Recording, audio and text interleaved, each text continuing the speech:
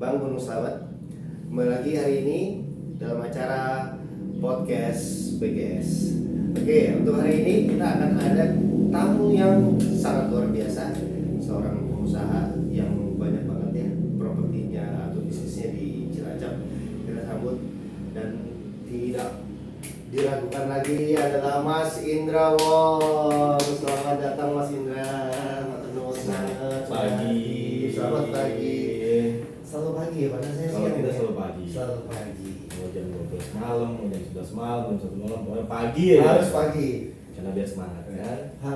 Selamat pagi atau sudah pagi? Selamat pagi. Oh, selamat pagi ya.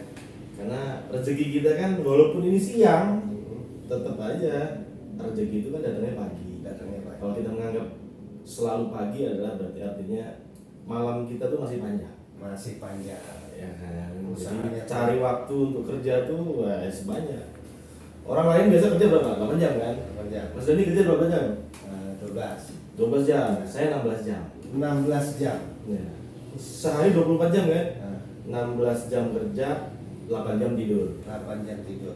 Sisanya buat tidur aja. Sisanya mau tidur aja. Habis itu muter-muter keluar suruh bisnis ya. Iya. Nah, ini sedulur pasti penasaran nih bisnis apa aja sih yang Mas Indra punya nih. Nah, Mas Indra, sebelum kita lari ke bisnis nih, Mas Indra saat ini punya berapa anak, berapa istri? Anak 2, istri baru 1. Enggak satu aja. Gak ada niat apa? Enggak. Anaknya maksudnya Mas? Anaknya belum. Oh, belum. 2 aja cukup, karena kan masa depan tuh semakin kesini semakin mahal. Mudah-mudahan sih rezekinya nambah, jadi nggak mikirin itu. Tapi memang melihat pengalaman dari rekan-rekan yang lain, banyak anak kayaknya banyak yang pusing ya. Jadi mending gua doa aja deh. Pepatah yang zaman dulu kan banyak anak banyak rezeki itu. Iya, bener. Kalau sekarang banyak anak. Kenapa banyak rezeki? Karena orang tua zaman dulu mengharapkan anak mereka bekerja, habis itu hasilnya kasih ke mereka. Jadi banyak rezeki. Kalau sekarang kan konsepnya beda, Bos. Kita gimana bikin anak, habis itu kewajiban kita membesarkan anak. Masalah mereka cari kerja itu dapat uang rezeki mereka itu buat mereka, bukan untuk kita. Bukan untuk orang tua. Jadi kewajiban kita adalah membesarkan dan mendidik mereka jadi orang sukses, ya kan? Sedangkan mendidik mereka jadi orang sukses itu nggak gampang, Bos. Saat ini sangat mahal ya dibanding zaman dulu Sangat ya. mahal, berat dan banyak konsekuensinya.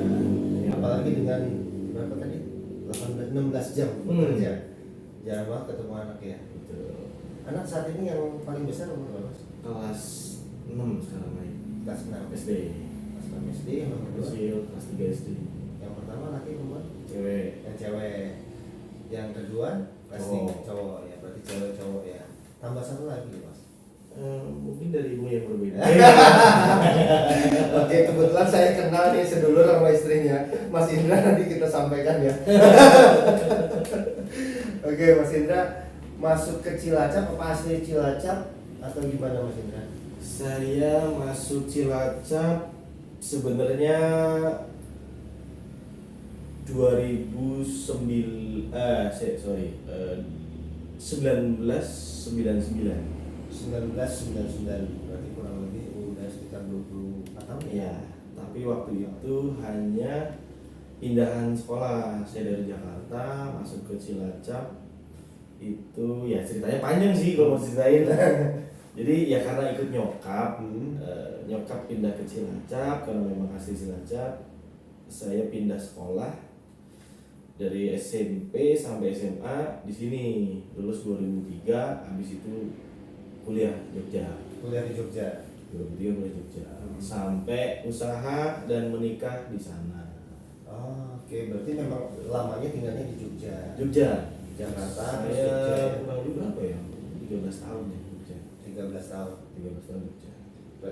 Jakarta, Jogja, Cilacapnya hilang apa ya Mas? Iya, orang sih jadinya bisa banget. Tergantung lawan main kita gitu. Lawan kita ngomongnya bahasa ngapak, apa bahasa Jogja, apa bahasa Sunda. Gua mau bisa bilingual bro. Iya, diikutin semua ya. Bisa. Nah, terus masuk ke Cilacapnya sendiri 2000 bolak-balik 2014 masih bolak-balik, yang menetap gua boyong semua keluarga 2016. 2016 mulai pindah di Iya. Cilacap. Ya, semua berapa tahun sih? Kurang lebih sekitar 7 tahun ya, 7 tahun apa? Ya, dari 2014 kurang lebih 6 9 Ya, 9 tahun, 2014. Tapi gua masih bolak-balik ya. Masih bolak-balik. Karena belum ya namanya ngerintis kan. Karena gue ngerintis usaha di Jogja hampir 13 tahun, cuman habis buat hidup doang, buat makan. Malah jadi kontraktor, dalam artian bukan kontraktor beneran tapi ngontrak rumah sana, ngontrak sini. ganti gitu kan.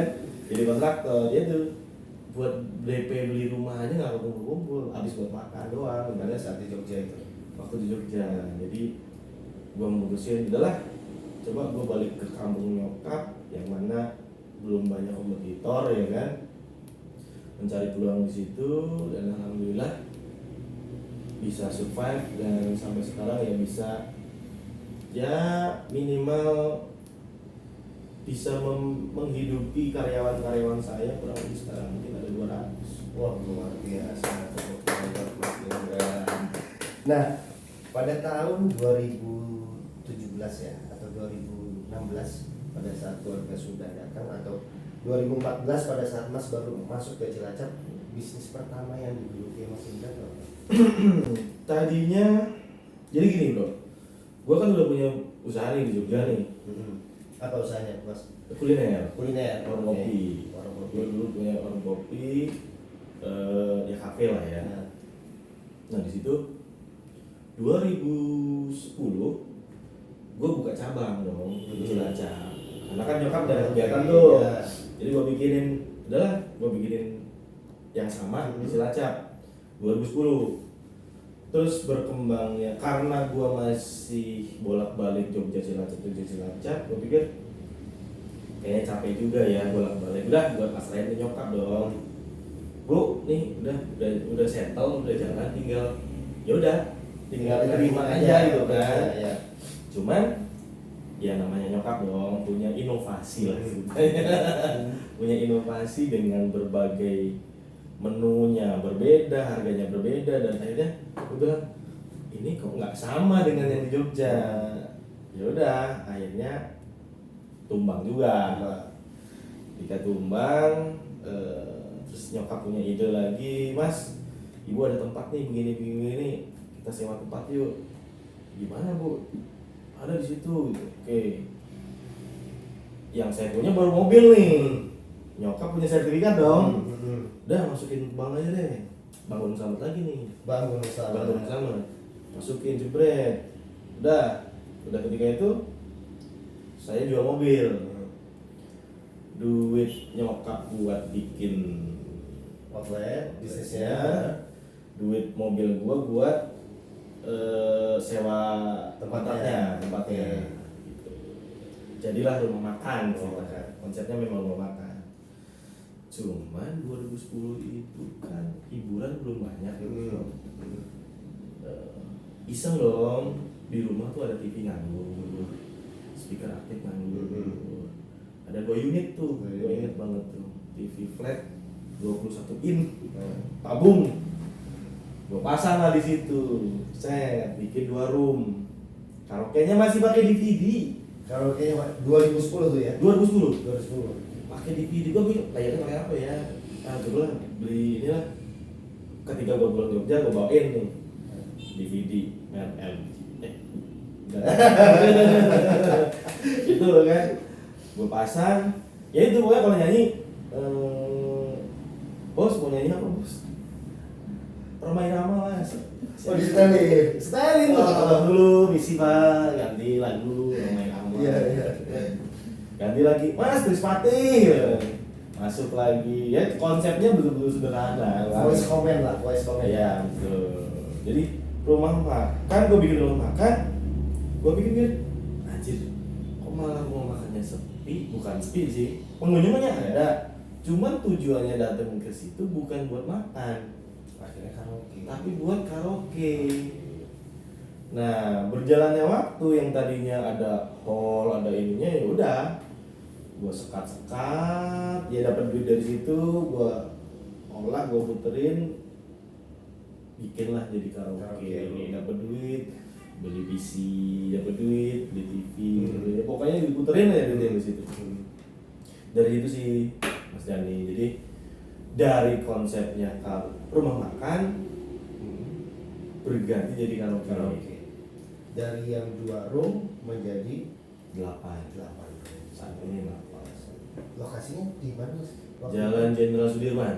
Jenderal Sampai sekarang masih? Oh, sampai sekarang masih? Masih. Oh, Masih.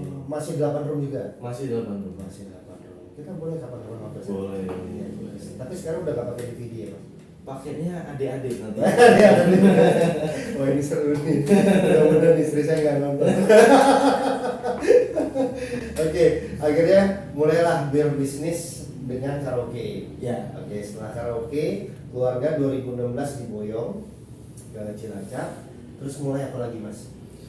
Karena kan Mas Indra bukan hanya terkenal di bisnis karaoke aja nih. Dari karaoke saya masih mencoba untuk waktu itu kuliner. Bukan mie ayam. Ya. Mie ayam. Dulu namanya mie pendekar. Oke, Pendekar tuh buka lah. Ada ayam cashew, ada macam-macam. Kenapa pendekar Mas? Karena Pendek saya dan kekar gitu? bukan. Bukan. Karena pendekar itu ibaratkan kayak apa ya? Memerangi banyak musuh dia sendirian. Filosofinya begitu. Karena posisinya saat itu saya merasa gue fighting sendiri, nggak ada yang bantu, jadi gimana caranya kita bisa survive? Gitu sih. Filosofinya di situ. Terus dari mie pendekar, rame tuh. Omset cakep lah, bisa buat nambah-nambah ya kan. Beli TV lagi. Ya beli beras. Dan dari situ kan lagi banyak proyek tuh Pemda. Saya iseng dong sama teman saya, kebetulan teman dari SMA kuliah bareng. Terus karena pas dia resign dari pekerjaan yang lama, dia datang ke gue, bikin usaha apa ya sob? Gue kerja ikut lu lah gitu kan. Kalau kerja gila lu S2 lu gaji berapa gitu kan? Gak mungkin dong gitu. Udah gini aja deh, kita bikin perusahaan aja yuk, bikin PT gitu kan. Main di kontraktor, masukin ke Pemda, karena banyak teman-teman kita juga di Pemda. Terus akhirnya bikinlah PT, jalan lah. Tapi ya namanya bisnis bos, usaha kontraktor kan nggak setiap bulan dapat, ya kan, bisa dibilang ya karena banyaknya supaya demand-nya nggak imbang, jadi ya belum tentu kita dapat setahun dapat paling 2-3 kali. Nah di situ gue putar otak lagi dong, sekarang saya harus bayar staff, bayar SBM dan lain-lain. Akhirnya gue menyetus kalau ngandalin dari proyek tenda doang nggak bisa. Akhirnya gue bikin proyek sendiri, bikin rumah, bikin klaster kayak gitu. bikin klaster. Jadi biar tukang juga nggak beranggur kan, kasihan kan. Itu punya anak istri yang harus dinafkahi, ya udah mau nggak mau, ya itu dari kesulitan kita menciptakan opportunity. Ya. Dari situ berkembanglah properti, jualan rumah kecil-kecil. Dari 1 lantai akhirnya jualan 2 rumah dua lantai. Ya berkembang terus sih kayak gitu. Awalnya beli 1 rumah terus direnovasi jual, apa langsung pengembangan kayak klaster? Ya awalnya rumah 1 kapling. Langsung 1 kapling. Oh 1 kapling dulu nih Satu awalnya. doang, 1 kapling. Gua desain, gua bangun, gua promosiin di sosial media, terus udah itu ya alhamdulillah belum sampai jadi udah laku. Karena banyak yang seneng desainnya kan nggak monoton gitu kan. Jadi gitu bos, satu, alhamdulillah dapat duit puterin lagi, beli tanah lagi, gitu sih. Terus sampai ada berapa properti mas master yang dimiliki nama? Untuk saat ini kalau satuannya gue lupa ya, tapi yang jelas lokasinya ya, lokasi sekarang ada 1, 2, 3, 4, 5. Ada 5 lokasi. 5 lokasi. Cuman nggak banyak sih, dalam artian paling saya maksimal paling 15 satu unit, 15 satu unit area. cluster. Nah, sambil berjalan nih Mas, terus saya pernah dengar apa ya Mas, paralon apa gitu ya? Paralon. Paragon. Paragon. Paragon.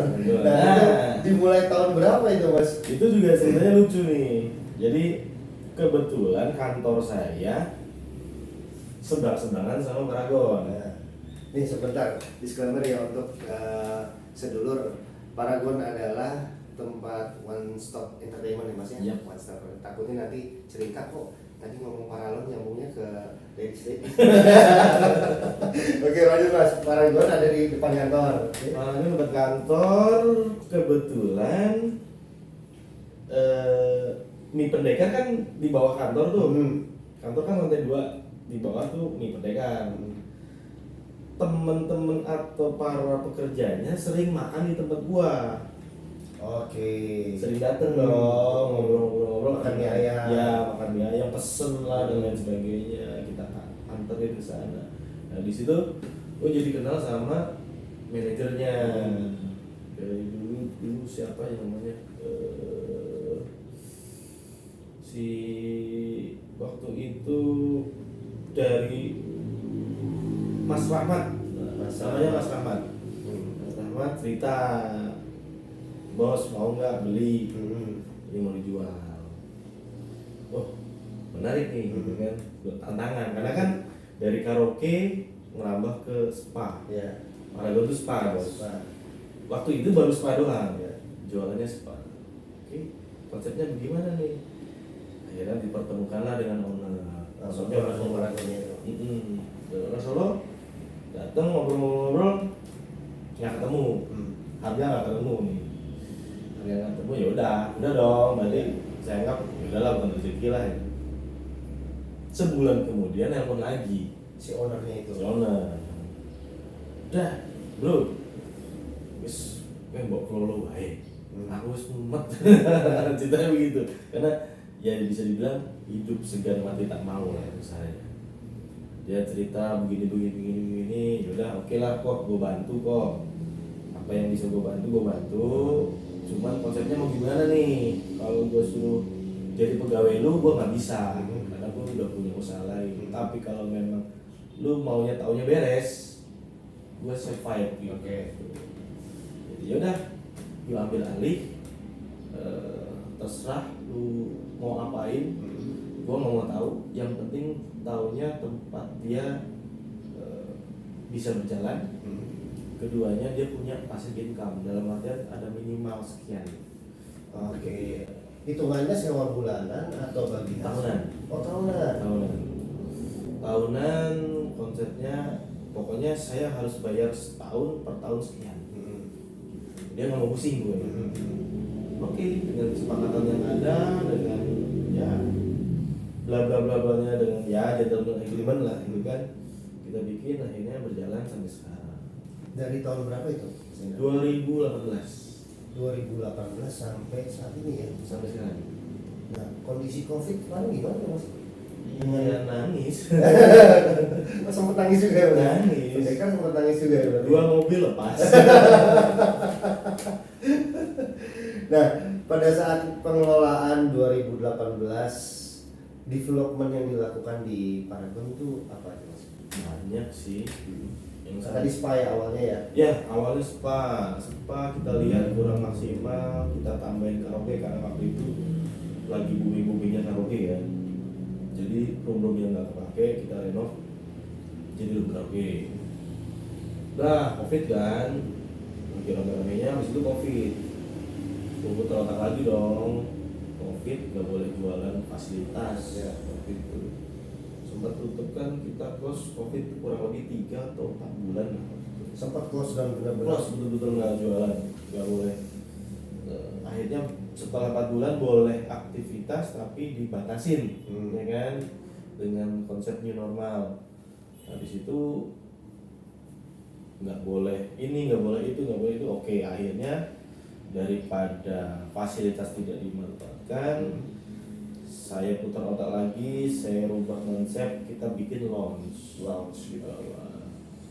Jadi lounge, kok jadi ada DJ, ada apa gitu kan?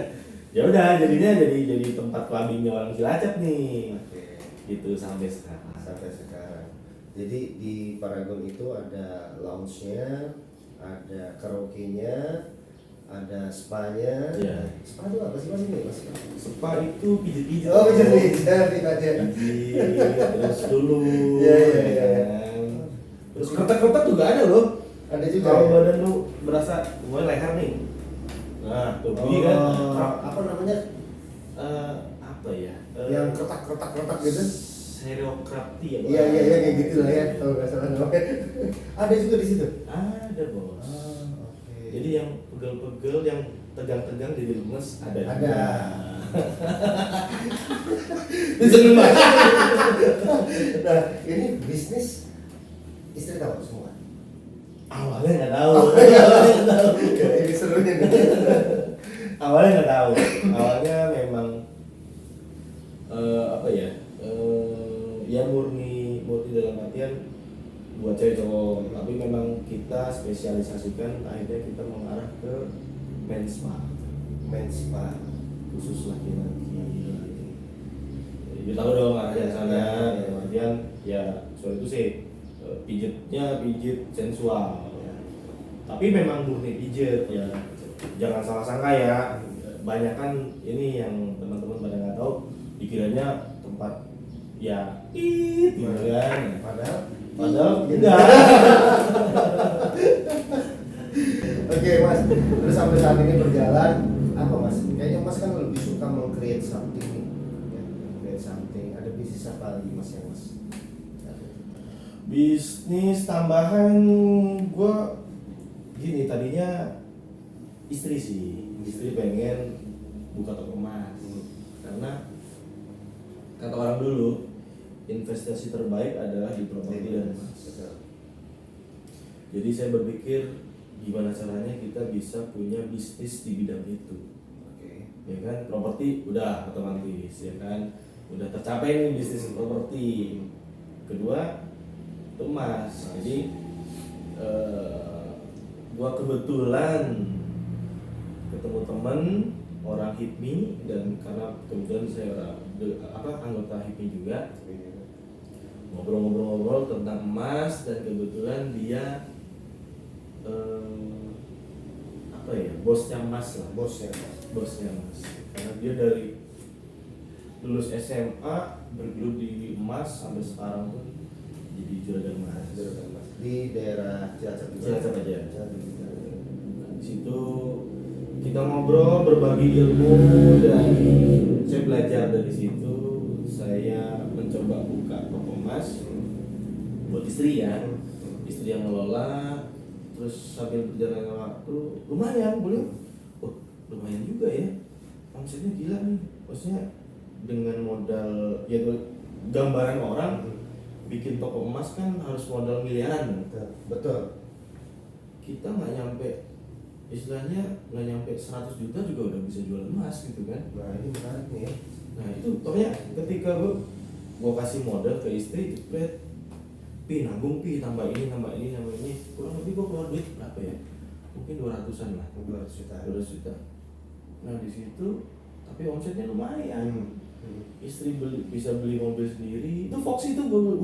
Oh, Foxy putih. Foxy Ya. putih. Nah, itu kan belinya kredit ya.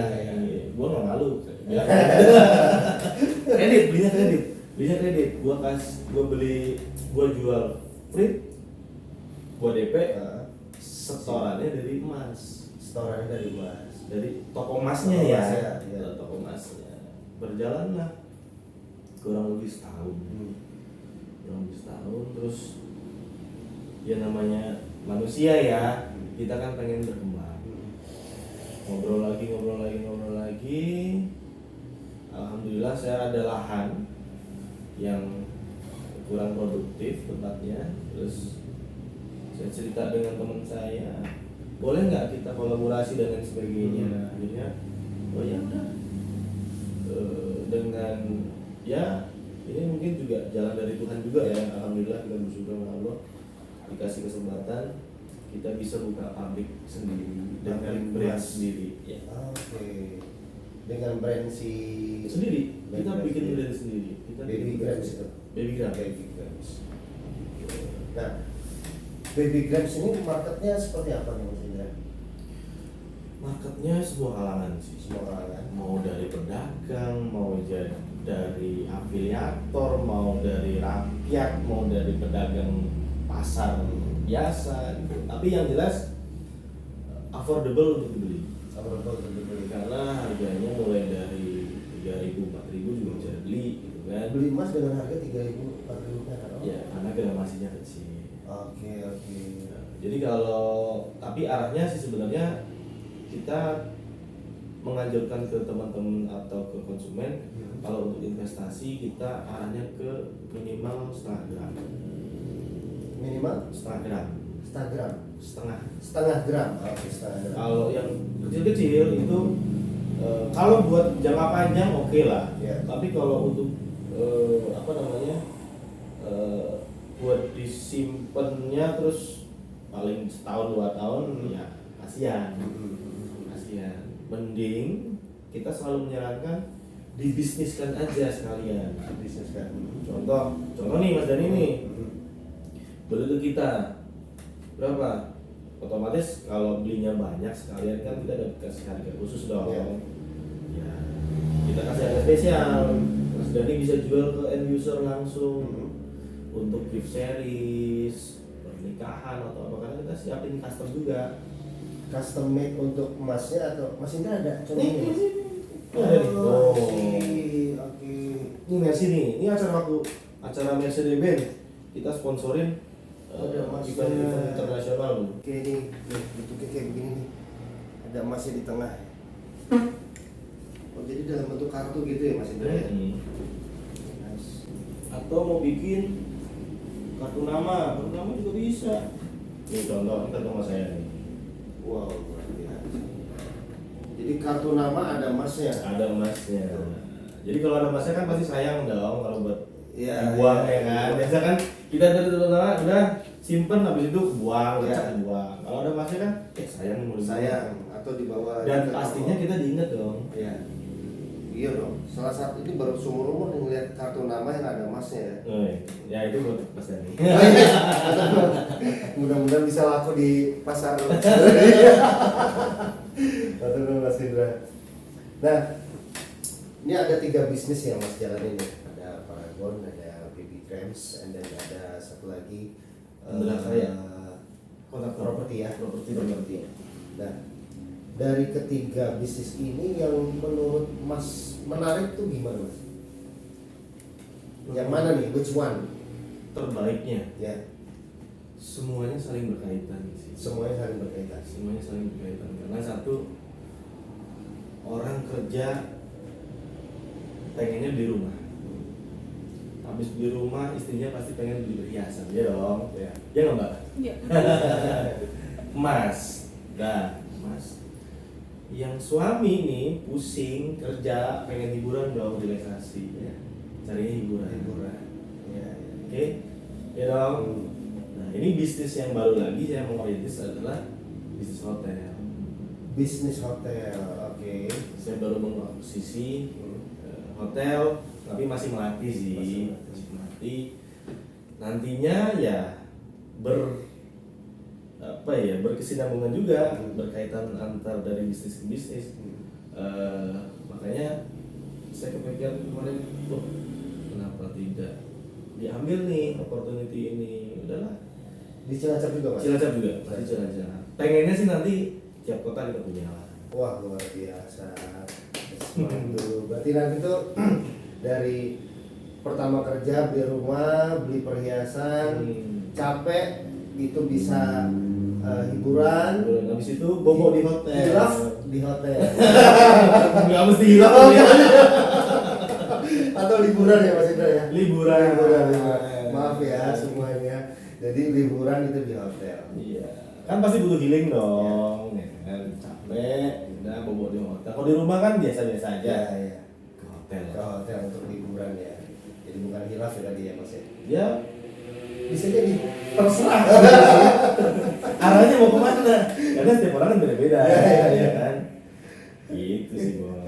Nah Mas Indra, aku ngeliat ini bajunya pakai Mercedes-Benz Club Indonesia. Ini ikut komunitas atau klub atau apa Mas? Saya tim Hore. Tim Hore-nya teman-teman komunitas. Karena kebetulan saya suka otomotif dari 4x2, terus dari motor, mobil off-road, semuanya saya gemari. Saya senang. Memang suka otomotif. Memang suka otomotif. Dan Mercedes-Benz ini adalah salah satu wadah yang karena kebetulan mobil saya mobil tua. Biasanya kan kalau Mercy kan ya bisa dibilang apa ya, jarang, tidak semua bengkel punya spare part dan sebagainya. Dengan bergabung dengan klub ini kan kita memperluas link, memperluas informasi, dapat informasi apa dan sebagainya bisa dari situ. Jadi dan memang dari kuliah saya udah pakai Mercy. Dari kuliah berarti memang Beli sendiri loh ya, beli sendiri loh ya, bukan dari mana lo ya, lo beli sendiri bos. Baru tulangnya tulang emas kan ya. Oh dari kuliah udah pakai Mercy, memang penghobi Mercy, terus main juga di otomotif lain kayak off-road dan lain-lain ya Mas ya.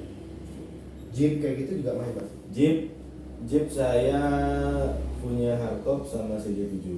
Hardtop dan CJ7. Double kabin ada beberapa lah. Bos luar biasa ya, udah muda, ganteng, bisnisnya banyak gitu kan. Tapi saya cuma istrinya satu ya Mas. Istri satu. Bidadarinya banyak. Mas Indra monggo loh kalau minum mau Saya minum makan dulu dah. Nah, Mas Indra, untuk saat ini kan bisa dibilang para masyarakat ya atau sedulur BGS yang lagi nonton juga banyak sekali efek negatif atau efek domino daripada si COVID kemarin. Banyak juga ya, bagusnya adalah banyaknya tumbuhnya pengusaha kuliner. Namun kadang-kadang kan tidak bisa bertahan.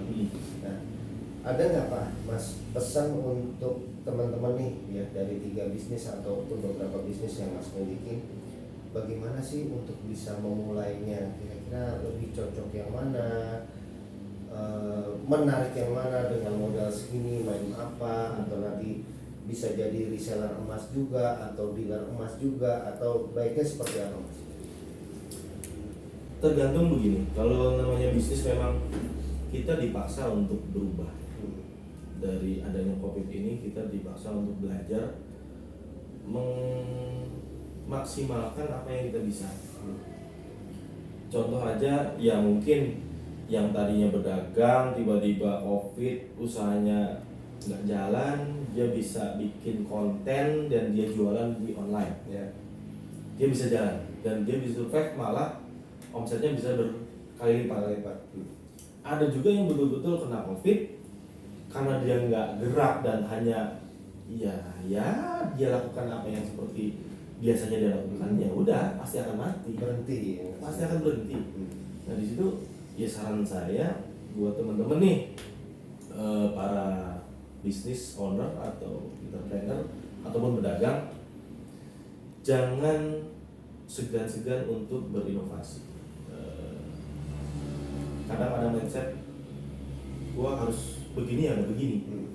Tapi sekarang kita harus bisa berkompromi dengan situasi. Berkompromi dengan situasi. Ya. Kalau memang usahanya, contoh jualan mie ayam deh, mie ayamnya begitu-begitu doang, udah kok sepi. Inovasi lah. Ya. Dikasih keju, kayak dibakar, atau kasih topping yang banyak, apa segala macam. Yang beda dengan yang lain. Jadi Ya dong. feel apa? Make a difference ya, bikinlah suatu perubahan ya, perbedaan ya. Oke. Itu aja sih Mas. Oke.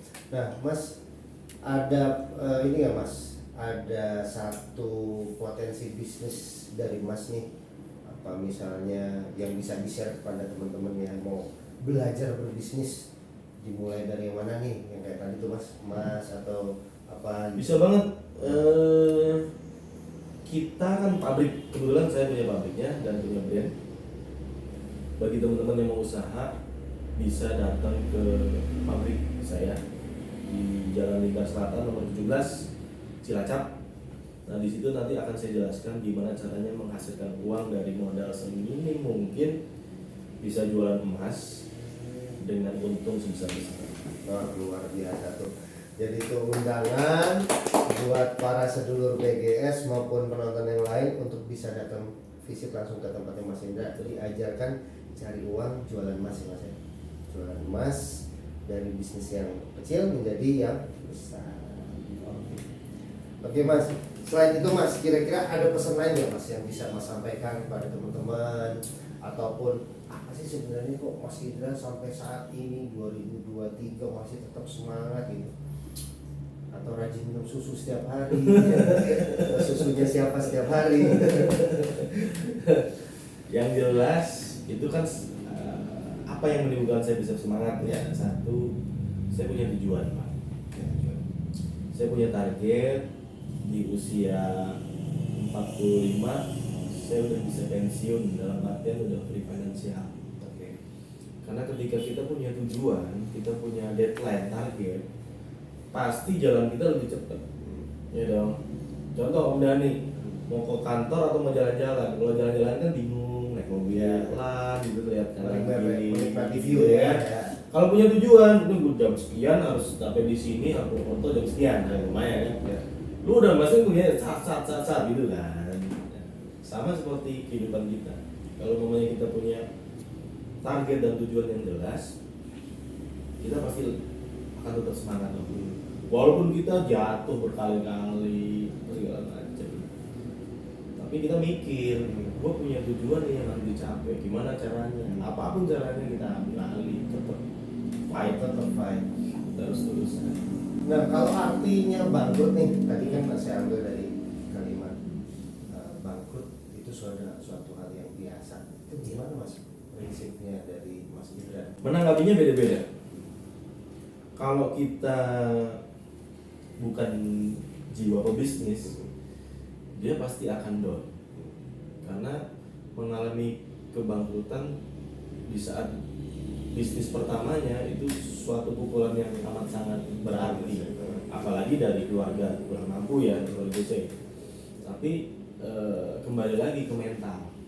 Kalau memang mentalnya dia udah punya mental pengusaha, dia pasti akan tetap fight gimana pun caranya. Banyak orang berpikiran jadi pengusaha itu gampang begini-begini, tapi salah loh. Maksudnya pengusaha itu harus jiwanya betul-betul harus kuat, mental petarung gitu. Karena orang yang saya kenal banyak yang tumbang di tengah jalan. Dia awalnya bekerja, ketika melihat mungkin usaha itu enak, dia nyoba usaha. Dia resign dari tempat kerja, nyoba usaha, ketika gagal udah close. Dia bingung, akhirnya dia kembali lagi cari pekerjaan lain. Nah itu yang sangat disayangkan. Jadi saya juga pengen nyebarin ke teman-teman gimana caranya bisa jadi pengusaha yang bermental baja. Karena memang effortnya harus luar biasa ya. Tidak semudah apa yang dikatakan Ted Busso gitu kan. Jadi aja pokoknya, nggak bisa. Karena ibarat batu kena air kan juga akan terkikis. Nah sama lah dengan kita. Kalau kita terus coba terus ya insya Allah sih bisa. Yang penting satu, kerja keras. Dua, punya aturan main. Oke. Aturan mainnya apa? Banyak bos. Gak boleh culas. Kita harus amanah. Ya kan. Tepatin janji. Lu kalau punya utang ya udah. Kalau memang nggak bisa bayar ya ngomong gitu kan. Kan banyak kan yang hilang. Gitu. Terus apa lagi? Disiplin. Sama terakhirnya adalah ya self confidence. Itu bos. Kalau lu nggak punya percaya diri, udah lewat. Ya hal sama yang lain lah ya kan. Sekarang orang ketemu rekan bisnis pertama kan dilihat dari background ya. Lu ketemu siapa kan gitu kan. Kalau kita duduk diem jiwa gimana kan meyakinkan orang gitu loh kalau memang lu pebisnis. Tapi kalau memang jiwa lu memang pekerja ya jadilah pekerja yang baik. Udah itu. Jadi pesannya tuh jangan pernah menyerah, selalu disiplin, jangan culas. Apa lagi tadi Mas? Apa lagi ya? Hutang. Self confidence. Nah, hutang segera dibayar, self confidence gitu ya, dan tetap berkomitmen ya, Iya. tetap semangat, jangan cepat drop gitu ya Mas ya.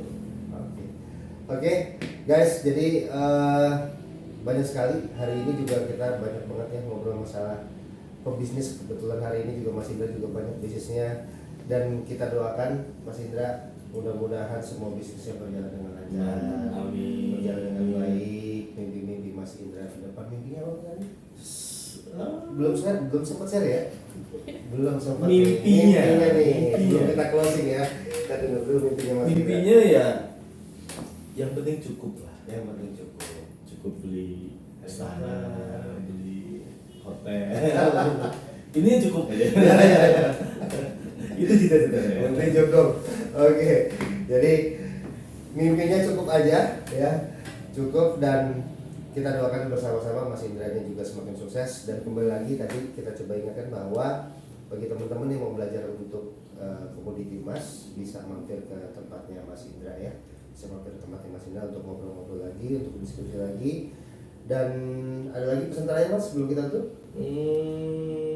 Mau tanya-tanya bisa kontak ke saya langsung. Nah, boleh Mas, bisa nomor teleponnya. Telepon saya 08112 999 191. Diulang, Mas. Atau bisa follow IG saya indrawong_sukses. Indrawong _sukses. Luar biasa. Tepuk tangan yang luar biasa Mas Indra, matur nuwun untuk waktunya. Siap, sami-sami. Kunjungannya walaupun tadi sempat salah alamat ya. Iya. Sekali lagi matur nuwun, sukses Oke. terus buat Mas Indra. Siap, sukses Terima buat kasih. BGS, Mas Dani juga. Ya, matur nuwun. Oke BGS, terima kasih. Sampai ketemu lagi di BGS Podcast. Errol Karam, terima kasih. Sampai jumpa di acara berikutnya. Assalamualaikum. Layani sa penuh